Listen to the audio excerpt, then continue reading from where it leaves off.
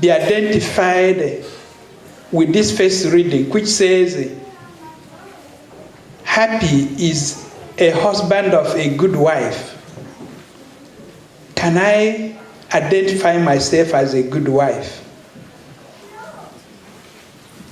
Is my husband happy because of me? Can I boast or make a claim that I can double the days of my husband?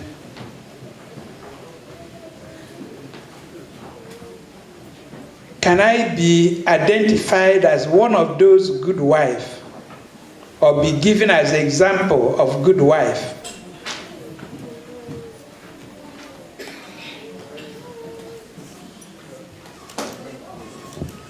This is a personal question every woman, married woman, need to ask herself.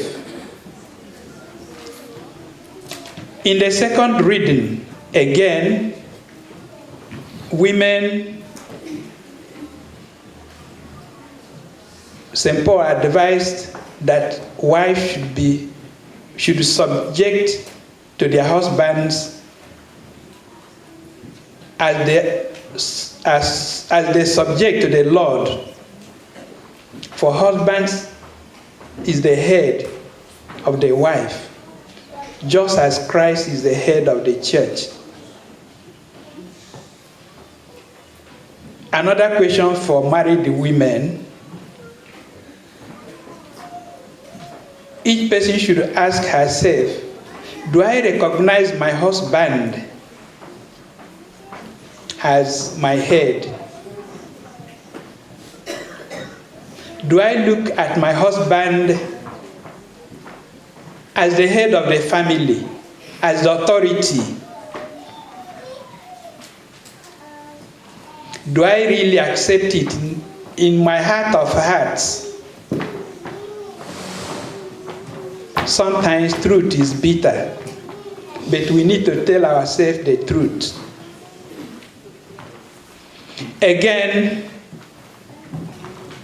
husbands, love your wives just as Christ loved the church. Married men here, ask yourself, do I really love my wife as Christ loved his church?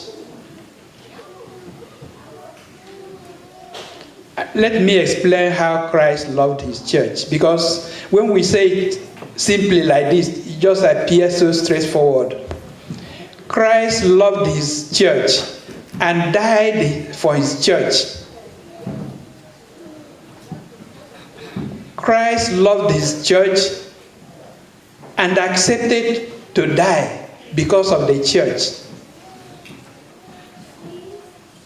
Married men, the first reading praised the women and advised them to be good so that husband's life will be prolonged. And second reading again advised women to subject to the husbands. Now, husbands, you are expected to love your wives. Every husband should ask himself, in his heart of hearts, whether the love we are talking about he has is just for external. Are you ready to sacrifice for your wife, just as Christ sacrificed and died for the church? It's a personal question each husband and wife should ask themselves and answer it individually. Don't discuss it with anybody. And that question, when you are answering it, God is listening to you. In the gospel, they came to Christ because family problem didn't start today. The problem between husbands and wife has been there for ages. And they wanted to see if Christ could give the leeway out. Just as some people do today. Sometimes they come to us as priests and tell some stories and want to see if a priest will support an idea that will help them to achieve their whatever they want to do. It could be against the husband or against the wife. If the priest is not very careful, he can say, oh yes, it doesn't matter. But it matters. So that's why they came to Christ asking him, is it lawful for a man to divorce his wife? But Christ gave them the answer that they didn't expect. And they were not comfortable with the answer. So things about married life is very complex. And individuals who are married should help themselves to make it easy.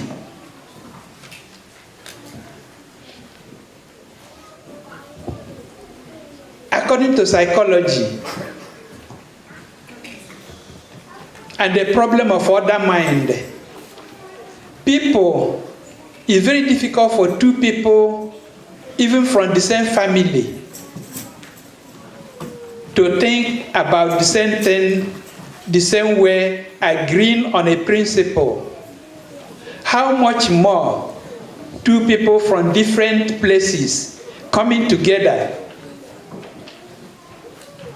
to build a family? Of course, there are bound to be some moment of misunderstanding and disagreement. But one central solution is love. One central solution for family problem is love. If you love your wife, if you love your husband, no matter what he or she does, you will always find an excuse for the person you love.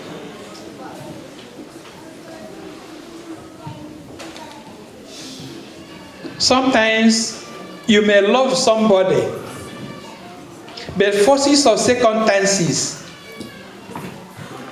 can make it difficult for that love to prosper. That is where it is necessary to commit married life to the hand of God. Because if you remove it from God's guidance, expect anything anytime. Is a difficult road. It is true, priests do not marry. But if you bring the book of canon law, I think about 2/3 of the book is discussion about marriage and married life, laws concerning marriage and married life. So in theology. So we know everything in and out.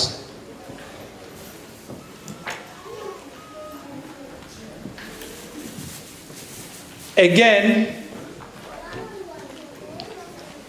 For a marriage to succeed, a man must be a man, and a woman must be a woman.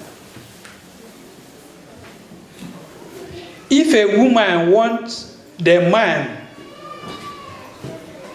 to bend to her own wishes or to behave the way we want, the way she wants, that may make that man to move away from manhood and become something else. And if a man loses his manhood,